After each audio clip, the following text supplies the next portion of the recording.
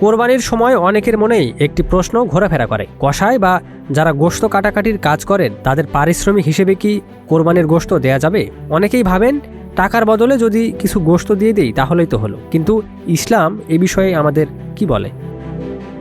ইসলামে সামর্থ্যবানদের উপর কোরবানি করা ওয়াজিব, আর কোরবানি করতে হবে শরীয়তের বিধান মেনে। কারণ কিছু ভুল আছে যেগুলোর কারণে কোরবানি সহি নাও হতে পারে। হাদিসে এসেছে, হযরত আলী রাদিয়াল্লাহু আনহু বলেন, রাসূলুল্লাহ সাল্লাল্লাহু আলাইহি ওয়াসাল্লাম তাকে কোরবানির পশুর দেখাশোনার দায়িত্ব দেন এবং নির্দেশ দেন যেন কসাইকে পশুর গোশত, চামড়া বা কোনো অংশ পারিশ্রমিক হিসেবে না দেয়া হয়।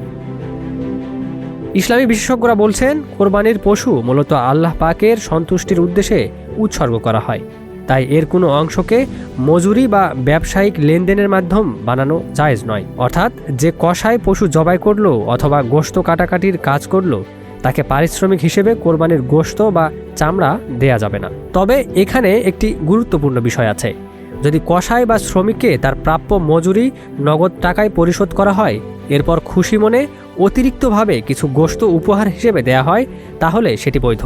কারণ তখন গোশতটি পারিশ্রমিক নয়, বরং সৌজন্য, আপ্যায়ন বা হাদিয়া হিসেবে গণ্য হবে। তাই কোরবানির সময় শুধু আবেগ নয়, জানতে হবে সঠিক নিয়মও। কারণ ইবাদত তখনই পূর্ণতা পায় যখন তা হয় শরীয়তের নির্দেশনা অনুযায়ী। Ikramuzzaman, news flash 71।